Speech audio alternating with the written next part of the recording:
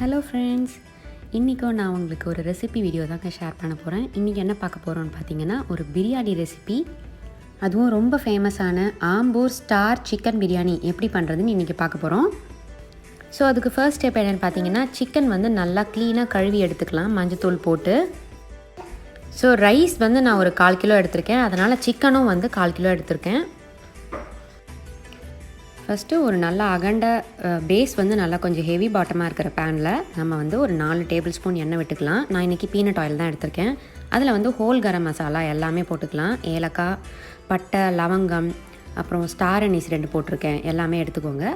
அதில் வந்து ஃபஸ்ட்டு நீங்கள் கட் பண்ணி வச்சுருக்கிற வெங்காயத்தில் சும்மா ஒரு 4-5 துண்டு வந்து அதில் போட்டுக்கோங்க.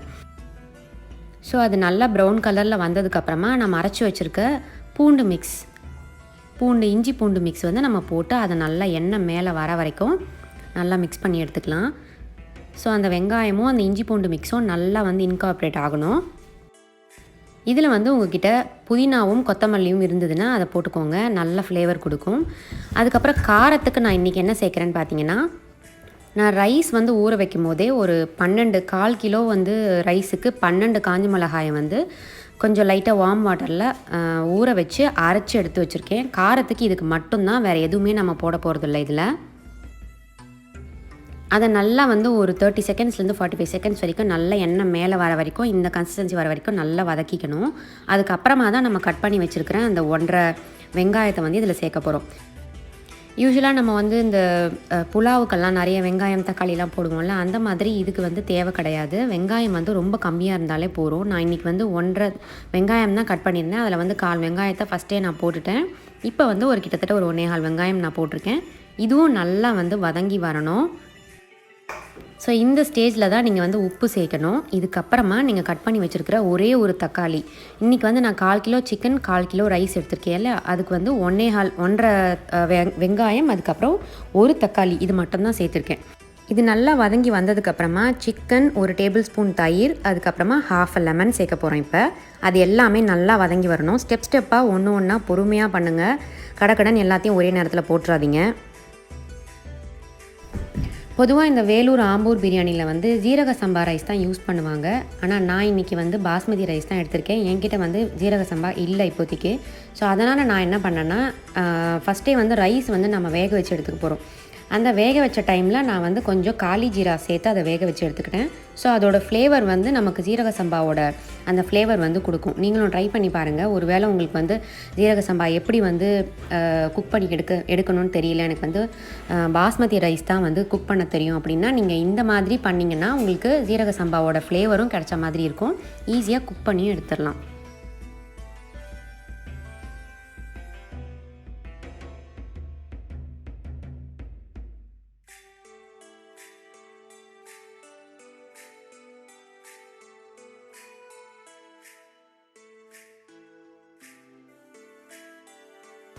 எப்போவுமே சிக்கனும் ரைஸும் வந்து ஈக்குவல் ரேஷியோ இருக்கணும். சிக்கன் 1/2 kgனா ரைஸும் வந்து 1/2 kg இருக்கும், எந்த ரைஸாக இருந்தாலும் சரி. அப்போ தான் வந்து ரைஸும் அந்த சிக்கனும் வந்து நல்ல அந்த சிக்கன் வந்து அந்த ரைஸில் இறங்கி நல்ல ஒரு ஃப்ளேவர் கொடுக்கும். நீங்கள் ரைஸ் வந்து நிறையாவும் சிக்கன் வந்து இல்லை மீட் வந்து கம்மியாக போட்டிங்கன்னா அது வந்து ஏதோ ஒரு மசாலா ரைஸ் மாதிரி இருக்குமே தவிர பிரியாணி மாதிரியான ஒரு ஃப்ளேவர் வந்து கொடுக்காது. ஸோ சிக்கன் போட்டதுக்கப்புறம் அதை வேக வைக்கிறதுக்கு முன்னாடி இந்த காலி ஜீரா போட்டு நம்ம பாஸ்மதி ரைஸை வந்து ரெடி பண்ணி எடுத்துக்கலாம். நான் இன்றைக்கி ரைஸ் வந்து ஜஸ்ட்டு 40% தான் குக் பண்ண போகிறேன், நாட் ஈவன் 50 to 70%. லைட்டாக அது வந்து அந்த கொதி வரும் போதே நீங்கள் வந்து எடுத்து வடிக்க கூட தேவையில்லை. நீங்கள் இந்த மாதிரி கிரேவியில் வந்து மேலே ஃபில் பண்ணிவிடுங்க.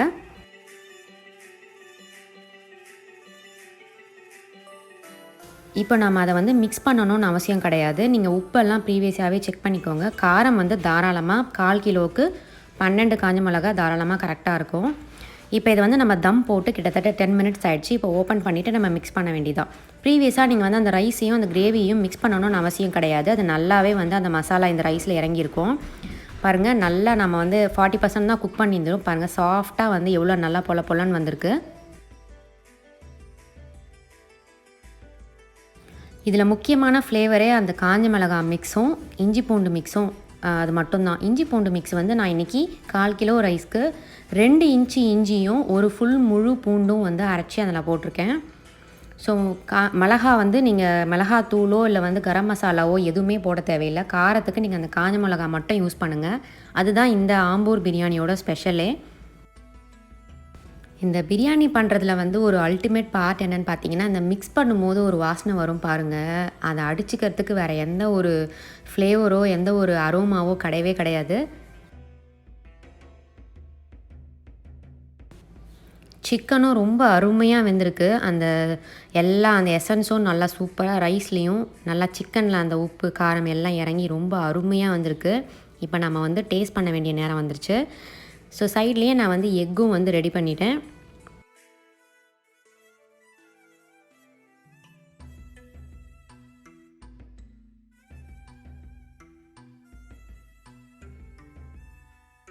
இப்போ சாப்பிட்டு பார்த்துடலாமா? ஸோ உங்களுக்கு அந்த ரைஸோட அந்த தனித்தனியாக இருக்கிறதுல அந்த இதே வந்து தெரியும். நல்லா பார்க்குறதுக்கு வந்து இந்த ஹோட்டல்லலாம் இருக்கிற மாதிரியே இருக்குது பாருங்கள் மேலே. ஸோ இன்றைக்கி சண்டே கண்டிப்பாக ஏதாவது ஒரு பிரியாணி ரெசிபி வந்து ட்ரை பண்ணலான்னு இருப்பீங்க. அதனால் இந்த ஈஸியான ஆம்பூர் பிரியாணியை ட்ரை பண்ணி பார்த்துட்டு எப்படி இருந்ததுன்னு கமெண்ட்ஸில் என்கிட்ட ஷேர் பண்ணுங்கள்.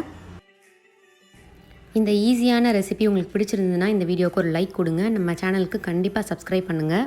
நான் மீண்டும் உங்களை இன்னொரு ரெசிபி ஆர் வீலாக் வீடியோவோட மீட் பண்ணுறேன். அன்டில் தென் நன்றி, வணக்கம்.